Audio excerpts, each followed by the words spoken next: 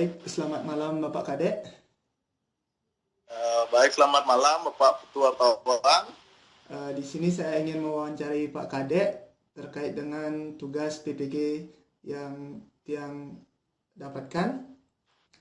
Apakah Pak Kadek sudah siap untuk diwawancara? Oke, baik, saya nanti siap menjawab pertanyaan dari Pak Wartawan ya. Baik Pak Kadek, di sini saya ingin bertanya, apa saja faktor-faktor penyebab siswa tidak aktif berinteraksi dalam kelas? Pertanyaannya, apa saja faktor-faktor yang menyebabkan siswa tidak aktif dalam kelas ya? Iya Pak. Ya, kalau menurut saya pribadi sebagai seorang guru, ada beberapa faktor yang mempengaruhi siswa tidak aktif di dalam kelas. Namun secara umum ada dua faktor, yaitu faktor internal dan faktor eksternal. Faktor internal tersebut adalah faktor-faktor yang berasal dari dalam diri siswa itu. Contohnya yang pertama, kurangnya rasa percaya diri dari siswa. Nah, kurangnya rasa percaya diri dari siswa bisa menyebabkan siswa itu uh, enggan untuk menyampaikan ide-ide atau pendapatnya dalam kelas. Jadinya siswa tersebut hanya menyimpan apa yang dia miliki tanpa bisa menyalurkannya atau mengeluarkannya. Yang kedua, tingkat intelektual siswa yang agak rendah bisa menyebabkan juga siswanya kurang aktif di dalam kelas, karena apabila tingkat intelektualnya rendah maka dia akan merasa tidak percaya diri juga untuk misalkan menjawab pertanyaan dari guru atau mengungkapkan pendapat. Yang ketiga ada dari kejiwaan yang bermasalah. Nah, kalau kasus yang ini mungkin agak jarang di sekolah ya, tapi mungkin ada beberapa. Misalkan ada siswa yang istilahnya introvert atau siswa yang antisosial, karena bergaul dengan temannya saja agak susah, apalagi untuk aktif di kelas seperti itu. Yang kedua ada faktor eksternal.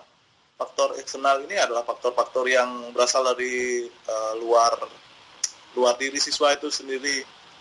Misalkan apabila di sekolah faktor eksternalnya itu kurang nyaman dalam menjalankan proses pembelajaran karena suasana kelasnya kurang kondusif. Misalkan kelasnya panas, kelasnya ribut gitu. Jadinya siswa agak malas untuk belajar, makanya dia tidak aktif belajar. Yang kedua, kurang kurang tertarik dengan pembelajaran yang diberikan oleh guru. Nah, ini menurut saya sangat penting. Misalkan kalau guru memberikan pelajaran ya yang lebih cenderung ceramah, istilahnya teacher center lah, lebih berpusat pada guru, sehingga siswa hanya mendengarkan, menyimak seperti itu. Jadinya dia tentunya akan menjadi malas karena hanya menerima dari guru tanpa ada dia yang merespon atau memberikan pendapat.